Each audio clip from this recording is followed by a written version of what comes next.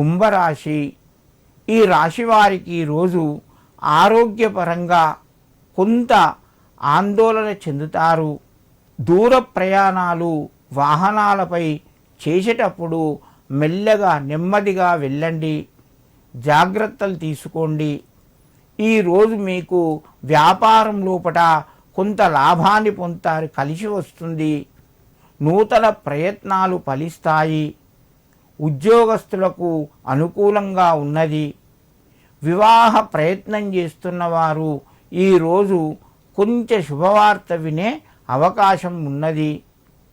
సంతానానికి సంబంధించిన వారికి కూడా ఈరోజు కొంత కలిసి వస్తూ ఉంటుంది.